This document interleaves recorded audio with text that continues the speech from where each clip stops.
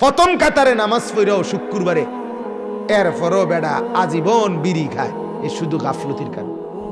নালে এই বেড়া আজকে 30 বছর পয়লা কাতারে নামাজ পড়ে, এবারটা কেমনে অনুবিড়ি খায় কল্পনা করে।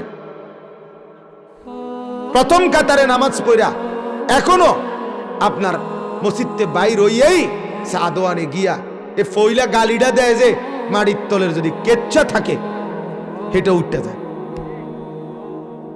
এমন ডাকাত মাহফিল 2টার জায়গা 4টা হইলেই কিছু মানুষের শয়তানে কামড়ায়।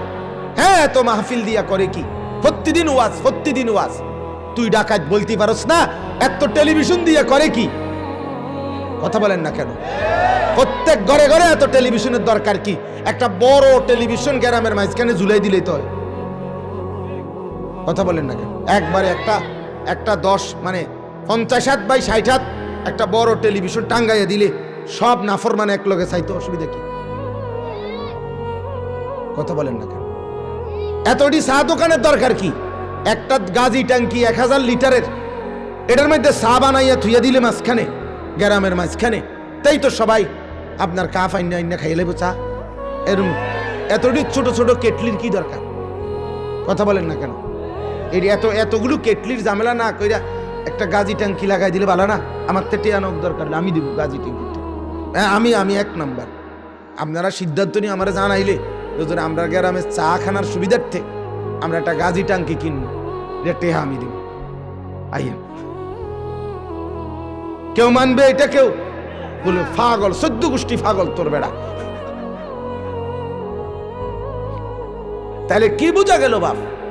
আল্লাহর কথা, আখিরাতের কথা বারবার শোনানো উচিত, বারবার শোনানো উচিত, মা বোনদেরকেও শোনানো উচিত।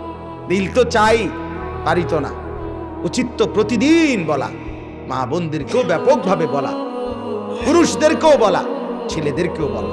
আপনাদের এই ছেলেগুলো যদি বারবার আল্লাহর কথা শুনাইতেন মনোযোগ দিয়ে, জিন্দগি বদলাইত। আমি তো হতাশ হই না। অসংখ্য যুবক আলহামদুলিল্লাহ এখন ওলামায়ে কেরামকে মহব্বত করে। লাখ লাখ যুবক বাংলাদেশে সম্ভাবনা খুবই ভালো আলহামদুলিল্লাহ। আমরা হতাশ না। গলা ভাঙ্গা গেছে, গলায় অপারেশন হয়েছে, হতে পারে জমিন থেকে একদিন চলেও যাব, কিন্তু ইনশাআল্লাহ সম্ভাবনা বলে যে বাংলাদেশের নওজোয়ান আগামী দিনেই অচিরেই ইসলামের পক্ষে লড়বে ইনশাআল্লাহ। প্রতিটা মাহফিলে গেলে হাজার যুবক দেখি, শত যুবকের আহাজারি, মহব্বত, আন্তরিকতা, এটা প্রমাণ করে যুবক ইসলামের দিকে ফিরছে।